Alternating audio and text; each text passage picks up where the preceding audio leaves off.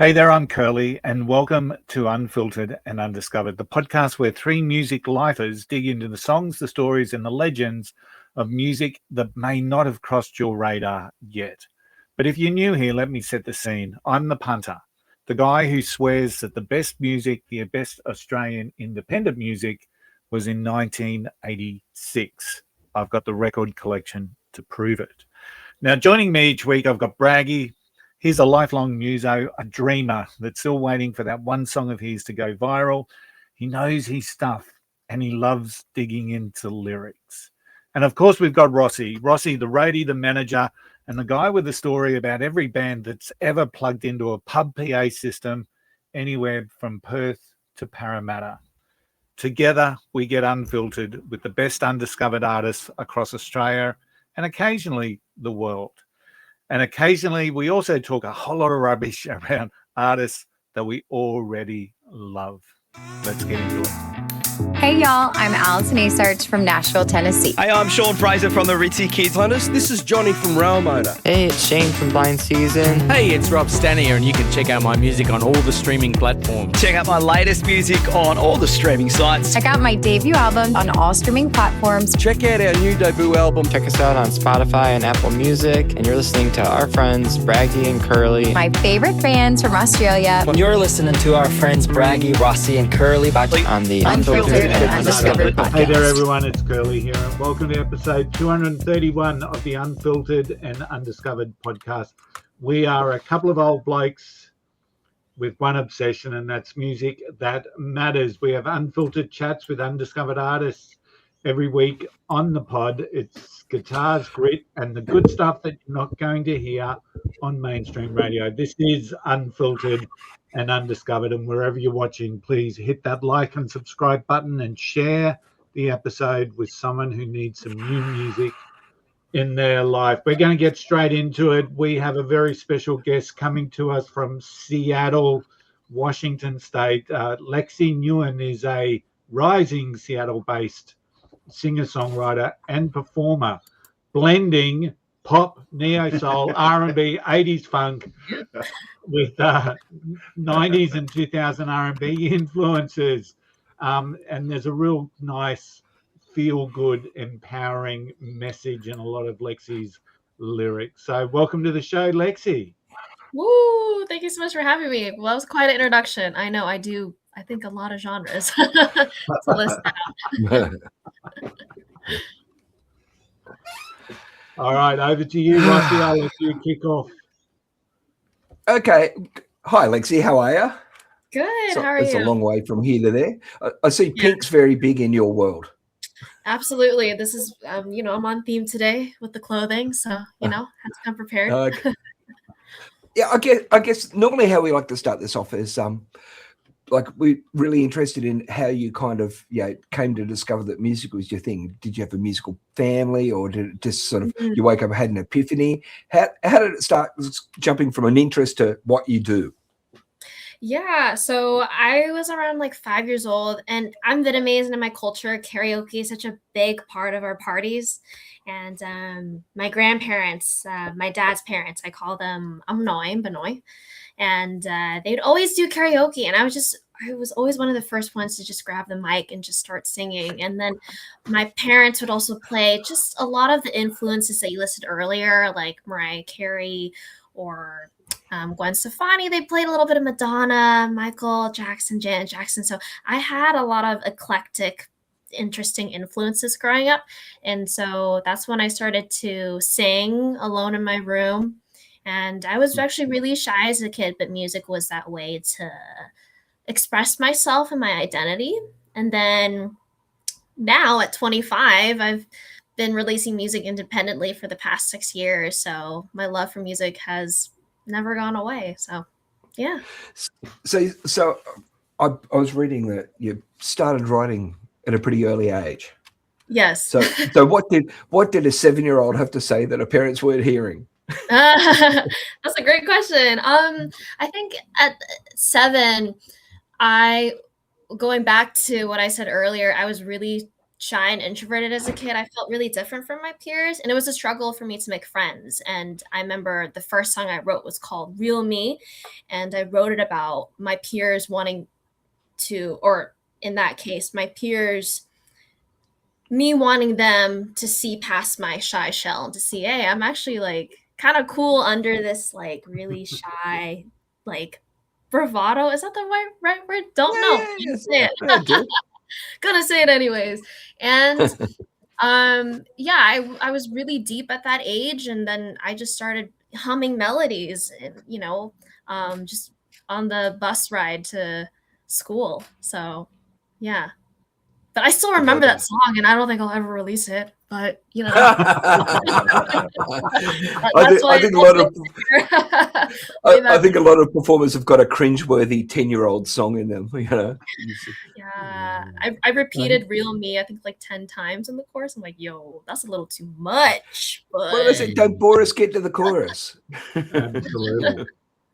Lexi, that notion of an introverted shy girl certainly doesn't come across in some of the videos and YouTube stories of you on stage.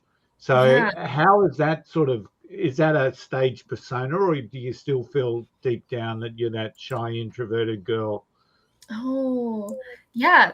Great question. I think over time I've just become less shy. I think performing, my mom, she made me do school plays in elementary school when I was really young. So and it was just so funny. Off stage, I was just really shy, but on stage, I felt like it could go away and I could just channel into being a performer and a singer. And as I kept performing over the years, I've gotten less nervous over time. And, when you repeat something and then you just get used to it's a part of your identity. That's what I did. It's like stepping outside your comfort zone, crediting my mom because I know she's going to watch this and she's like, Lexi, you don't credit me. I'm kidding. But yeah. And it's just over time. I just kept doing it, kept performing, and now I feel like it's just a part of me. So yeah. Look, as a parent of a performer as well, there's also the chance that they'll blame you as well. So just be careful about that. Yeah, I know. I have to be careful what I say about my mother. So you like a lot of those big divas. I see in the video clips it's a very sassy sort of Lexi Nguyen from a very shy girl. So like, who are your favorites really? Like, I know you said Mariah Carey, Gwen Stefani, Madonna, and the Jacksons, of course. Who doesn't like the Jacksons? But like deep in your heart, if you're listening to stuff, you're going to pull out a record and throw it on, what would it be? Oh my gosh. Well, I would say there's this Vietnamese artist named Thuy, Thuy. She's been on the up and up for the past couple of years. And it's really inspiring to see somebody who's Vietnamese like me do pop. And she has a record called I Hope You See This, and this came out a couple years ago, and it's one of my favorites. She has a song called Universe, and it has like an R&B vibe. So she's one of my top favorites. Okay, cool. What's that artist again, Lexi? Thuy. Thuy. Thuy. Yeah. Thuy. She's LA based, isn't she? Yes, LA based. Oh, you've heard of her? On the peripheral. Yeah. Rossy knows everyone, Lexi. We didn't sort of give you that understanding. So if Rossy doesn't know them, they're not worth knowing, if you know what I mean. I wouldn't say that. I wouldn't say that at all. Yeah. Please excuse my disheveled appearance. I was judging a band competition last night. Oh, no worries. Oh, yeah. Like all these 15 and 16-year-old bands for one of the local councils. Wow. And I'm just what genre? All different genres. So it's all good. Yeah, like I love young performers. I love emerging performers, because I think that the more you do it, the better you get. Yeah, like, absolutely. And it's always, I've always say to everyone that like, you have a look at who starts at one stage, and in 3 years' time, 90% of them are given up. It's the last man standing. You just gotta. It's tough, but you just got to keep going. You just got to keep doing it and believe in what you're doing, because otherwise, there's no way. Like it doesn't happen overnight. It's 10 years to become an overnight success. Yeah. Yeah, I mean, I agree with that. I mean, I guess it goes back to my conversation of being shy. I think it always takes time to develop into being a great artist, and we're still gonna keep evolving. And even my music, when you hear it, my first single is so different from my recent one. Of course. Yeah. It's evolution. For every artist. So Yeah. yeah. Well, yeah, you listen to the early Jacksons. Yeah. Big Stu loved your first single, by the way, Lexi. Oh, thanks. Floating on Air. Yes, that's the one. Gosh, I was like 18 when I wrote it. Yeah. Ooh, wow, I was a different person back then. Very good. Hey, Lexi, you mentioned before about what you're wearing and the behind you. What actually is your brand? Yeah, that's a great question. I would describe my brand as bold, empowering. I always describe myself as a phoenix rising from the ashes.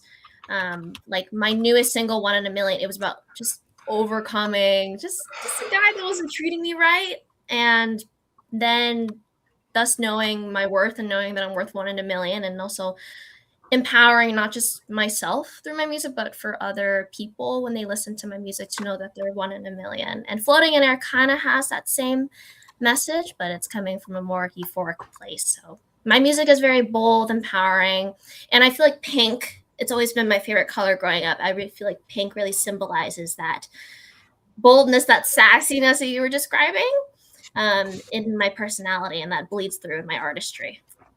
Good. So is there a real story behind 1 in a Million, Lexi? Yes, there is. Yeah.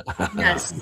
We're getting the tea. We're getting the real tea right here. Yeah, it's well, this was 2 years ago. And I used to be part of an event planning team in my college, and we threw like a big Halloween celebration for the college students. And there was a cute guy. Yes, there's a cute guy. And I could see that he was kind of chatting up other women, and I was like, oh, okay, well, whatever, I'll just focus on my job.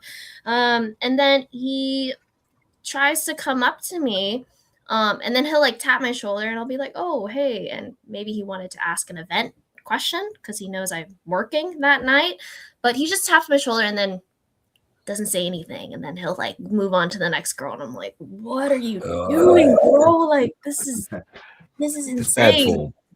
Yeah, disrespectful, waste of my time. And you know, I've dealt with other guys like that in the past where it's like, okay, they don't really, it's not that they're shy or intimidated to come up to me. It's just, okay, these games are not cool.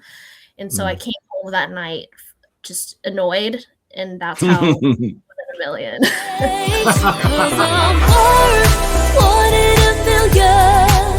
Yeah, I don't want to waste my time. I don't need no rhyme or reason. I'm worth more than a billion times. Yes, I am 1 in a million. So if you dare bat your eyes at me, you better say I'm sublime, divine, oh so fine and incandescently made.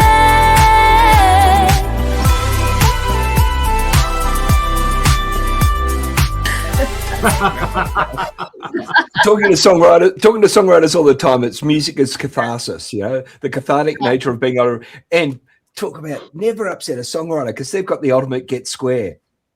Yeah, exactly. I mean, hey, I gotta just put it out that same night. It's like I couldn't wait to roast this guy. No.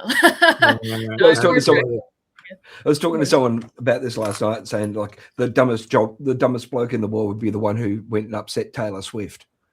Oh yes. Oh my gosh. Yes. Ooh, if you become her ex, you're screwed. Ask Matt Healy. Yeah. Oh, Matt Healy. Yeah. Yes. Lexi, the 1 in a Million feels really, it feels like a confident song, and it's really empowering. But I guess, has there been times in your career or your personal life where you've had to remind yourself that you are 1 in a million? Yeah, for sure. I think it was actually in the middle of promoting this song before it came out. I had a little bit of doubt whether enough people or enough eyes would watch my content. And I feel like it's not just me, but every independent artist runs through this roadblock where they're like, the likes, the comments, because our generation, it's all about posting online. It's so different than 20 years ago. So I remember that night, I let myself feel that doubt, and I'm like, okay, what can I learn from this? And that's when I started to strengthen and pivot more of my content to look a more 2000s vibe, because that's what One in a Million really gives, is that 2000s pop, you know, the time where it was like Britney Spears, Christina Aguilera, that era. So that's how I overcame that. And I was like, okay, I'm worth 1 in a million. I gotta make sure that it's not just in my song, but I'm thinking about that, because what you say to yourself becomes part of your identity. So yeah. Firstly, it was very nice of you to say 20 years ago it wasn't the same. I'm here to say 40 years ago it wasn't the same. I was thinking, 40 years ago. Yeah, well, that's okay. Well, that's how you guys can tell I was born in the year 2000. I've got tour t-shirts older than that. Oh yeah. Yes, a lot of them, sadly. Now like these days for performers it's digital first, right? And so like you come off stage and you're your own social media manager. Most of the time you're your own record label, your own, you manage yourself. Like wearing so many hats, so many different things, so many different sets of skills. Glad to hear you've done some event work, which kind of is a really good insight into a bit of this. But like, do you have an approach with your socials? I guess Instagram's big. Do you do TikTok as well? And do you recycle content between the two? What do you have a strategy at the moment? And what's your plan with that? Yeah, I'm more consistent on TikTok because I feel like I can hit new potential fans on there. And I've noticed on Instagram, I have more of my family and friends on there. So I only post 3 to 4 times a week on Instagram, and then TikTok is every day. And then I also have a second TikTok account where I post different music content, and that actually reaches wider audiences. And I had that bit of industry insight from one of my friends who created a music spam account, and she reached 1,000 more people than she did on her main, which is so interesting, that algorithm. Yeah. And they tweak and it shifts, and what works now may not work in 3 months' time. Exactly. Yeah. It's always updating. TikTok, especially. But TikTok in particular is an interesting one. And I don't know if you thought about this one as well. And this is what I've seen a bit of success coming out. You recycle some of that content over to YouTube Shorts. Yes, I do. Yeah. And that works as well because, but it's such a demanding task to be like that technically literate and to have the communication skills to just punch it through all those platforms. It's just tiring, when you're doing it. And you're a team of one, no doubt. You got supporters around you. Yeah, my dad is actually my manager, which I'm very fortunate. Dadager. There's a lot of them around. Yeah. Yeah, my website, my dad, he really helped craft that with me. Yeah. I wouldn't have had a website without him.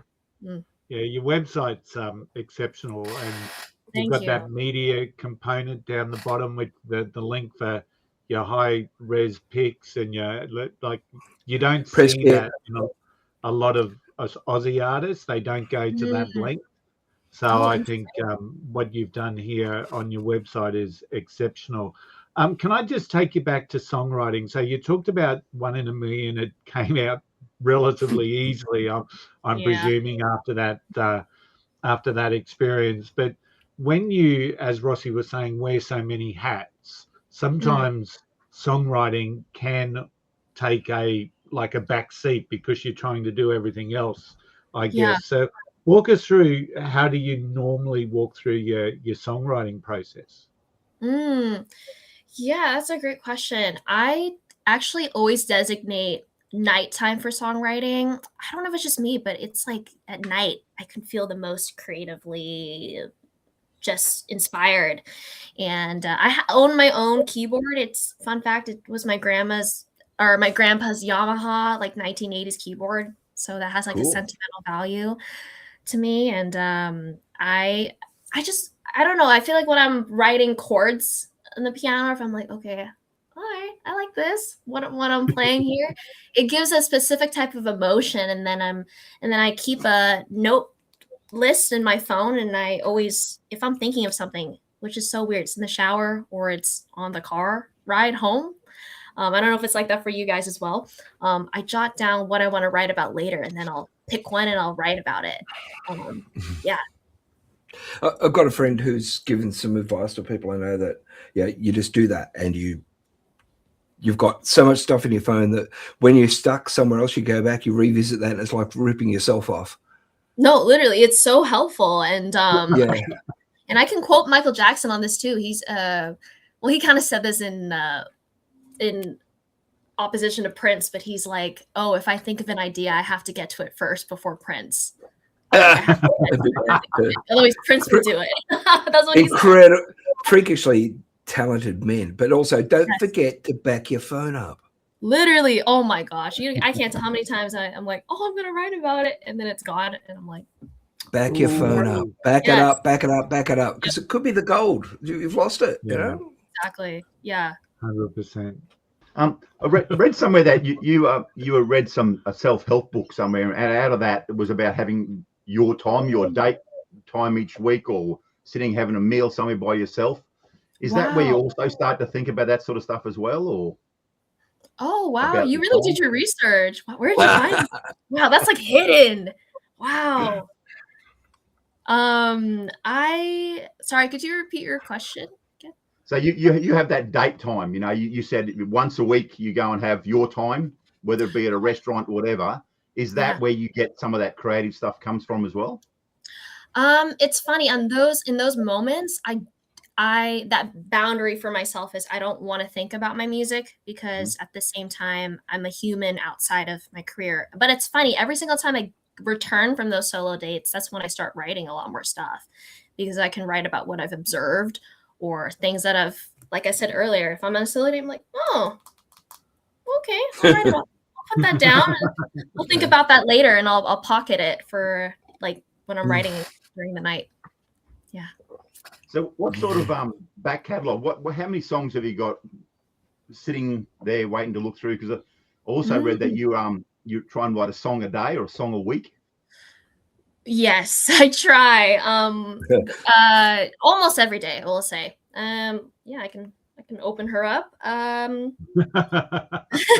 Let's see. Yeah, so far like 89 songs. Wow. That's good. That's good. Here and there. I mean, I fell off for a couple of months, just to be real. I did fall off a couple of months. That's why there could have been more, but I had. You're allowed to. Lexi, you opened for Macy Gray. Talk us, like, she's huge. Like, that's one stuff. Walk us through, how was that? How did that come about, and how did you find that experience? Yeah, that honestly, props to my dad, because he was the one that sent the email to the Bing Crosby Theater in Spokane, Washington. And he was like, hey, my daughter would love to be an opener for whoever is touring through your venue. And then a month later, they emailed back and said, hey, can Lexi open up for Macy Gray? And it's let me think. Yeah. I was like, I don't really know her. I didn't know that she went, did she won a Grammy? Was she a good fit for me? I don't know. I'm not sure. And we emailed back right away, and we're like, yes, Lexi would love to. And they thought that I lived in Spokane, so they were about to say no to me, actually. And they were like, we might have to move on with somebody else. And then my dad, he's a very straightforward guy, and he's like, no, we're gonna hit him with another email and another way to persuade them for you to do this. And my dad, he words things really well. And then they email back and they say, okay, bring you and your band and you can open up for her. And so it was me, my guitarist Connor, my drummer B, and we filled in the rest of the parts with backing track stems. And I performed in front of, I think, 300 people in that theater, which is the biggest crowd that I've performed in front of. And it was great. It was a fun experience. Half the crowd was really drunk. So the enthusiasm was, you can see some moms like holding up their beer, like, yeah, you're doing great. And yeah, and then Macy Gray's manager was like, hey, you might not have a chance to meet her because she tends to want to be focused and wants to be left alone, like locked in before her show. And so we were about to go home. And then my dad says, no. How about you change out of your performance outfit in the bathroom? So I did. And after that, I come out and she's right there backstage. And I was so starstruck. And my dad's like, okay, go take a photo with her. And I was like, okay. So came up to her and I said, hi, Macy Gray. My name's Lexi Nguyen. I just opened up for you. It's an honor to meet you. And her have you guys heard the way that she talks? It's very soft, slightly husky. And she's like, oh, thank you, baby girl. You're so great. And what an honor. And it was a very brief encounter. We did a photo and then she had to go back on stage because this was during her intermission for her show. Wow. Yeah, but it was a great experience. It's definitely a highlight in my music career so far. Oh, absolutely. So I was going to ask you about your band. It's aside from anything else, it's expensive to run a band. I see you've done work where you're just a vocalist working with other people as well, but you've got a bunch of people collabs who you tend to work with more often than not? Yeah, my producer and friend Josh, he produced 1 in a Million, and he's actually produced some future music that will be out, which is exciting. And I also did a song with this guy. His name's DJ Ruthful. He's from Florida, and he did the talk box instrumentation and the production. And I just hopped on his track as a featured artist. And I have a song with my friend Thomas. He's a Vietnamese rapper here in Seattle, and so that will be coming out in the future, so very excited for that. Yeah, I guess it's interesting because Seattle's famous for very much a different style of music, isn't it? Globally, Seattle's very famous as a music city. Yes, it is. Yeah. And so is it still got a thriving music culture up there, or is it yeah I mean, up here it's still predominantly 80% like grunge because Nirvana. Everyone would move there to play grunge. Yeah, and I think at one point, I think Death Cab for Cutie, I met their manager here actually. It was pretty cool. And Macklemore because of the hip hop scene and the rap scene. But I think pop is starting to emerge a little bit more in Seattle, but still that 20%, that's still kind of niche. But I've successfully, with the help of my dad, performed at various venues over here. So it's been fun. Cool. Yeah. Your dad does the hustle. Yes, he does. I make sure to chip. I email too. He, we do it together. But my dad, he, when it comes to the business side of my career, he's very savvy with that. Very cool. Excellent. Lexi, a live show, is it a combination when you play live? Is it a combination of your own music and covers, or is it just you? I would say it's a combination of covers and originals. I always open up with a cover. Like my show at Hidden Hall in Seattle in November, I opened up with September by Earth, Wind, and Fire, and of course, what a song! Yeah, I love that song. Yeah, and everybody's hands are already up. I was like, okay, you just, the first song is so important to set the tone for your show. And then I tend to do cover, original, cover. Yeah. So okay. Yeah. So you're spicing the covers in with your originals, which I really like the song Fever that you've got out, and you've got the 2 different mixes of it. But there's to be honest, you've really confuddled me because I keep thinking to myself, this song is so good, and there's pockets of familiarity in the song, right? Where have I heard it before? Has it been on radio? Is it one of Lexi's songs? Is it a cover? That's what you want. It's one of yours, isn't it? Yeah. Sorry, could you repeat the last sentence that you cut out? But it's not a cover, is it? It's a Lexi song. Yeah, that's so fun fact, that's the first song I've ever made in the studio. Those are my 16-year-old vocals, actually. I made it. Yeah, Oh, wow. I made it. Yeah, I did it in Vietnam. My dad was living there for a couple months for business, and he told me to fly in. So I flew in with my family, and I met the producer, Ben. My dad and that producer met in the club because Ben was like, "Oh, yo, you look like George Michael, but like Asian." I don't know. It's just like so funny. And then my name got brought up that I love to sing. And so Ben saw a clip of me and wanted to work with me. And so we recorded the vocals to Fever in like 3 hours in his studio in Saigon, Vietnam. And then, and then he produced everything. He asked me what kind of music I liked around that time. And so I sent him a lot of like 80s disco, like neo soul. And he mixed it together, and that's Fever. Yeah. Wow. Sure, cool. Yeah, it's a great little song. I love it. So,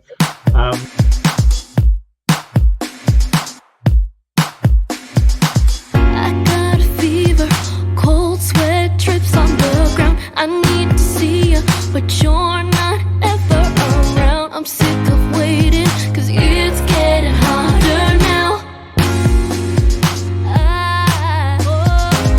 I got a fever, cold sweat drips on the ground. I need to see you, but you're not ever around. I'm sick of waiting, 'cause it's getting harder now.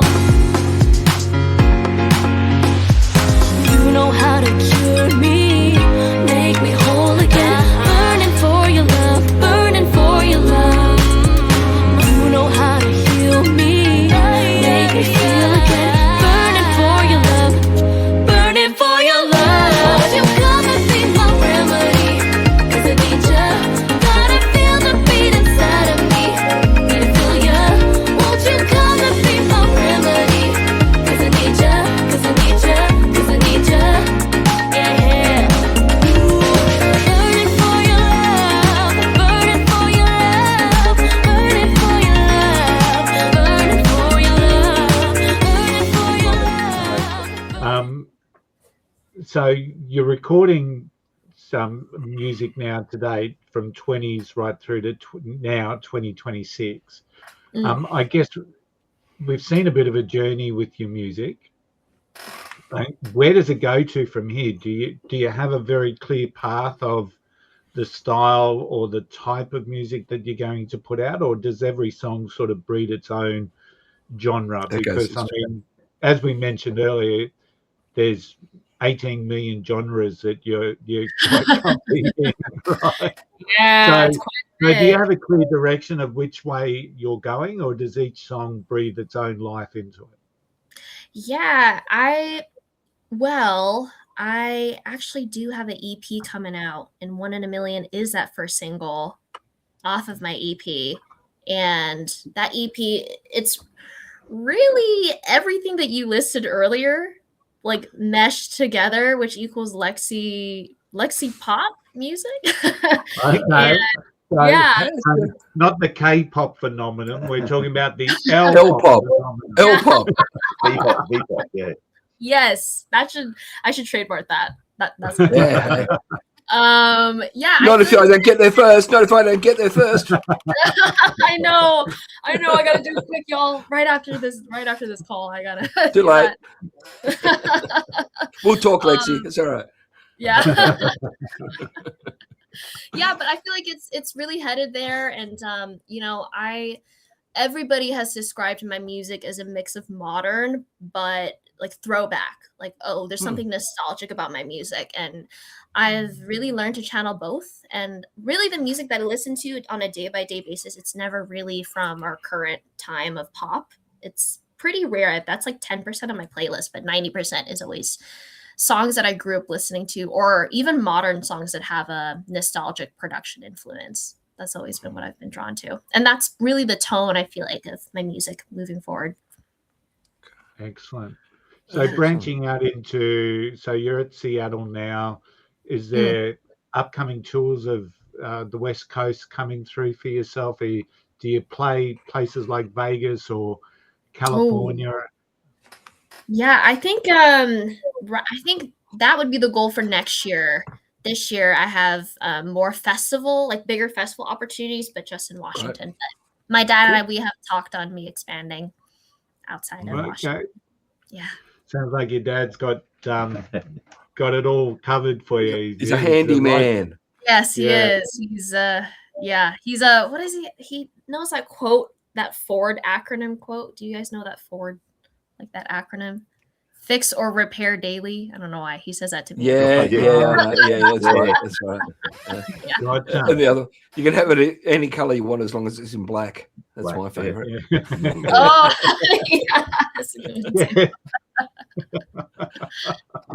yeah. Sometimes the public don't know what they want.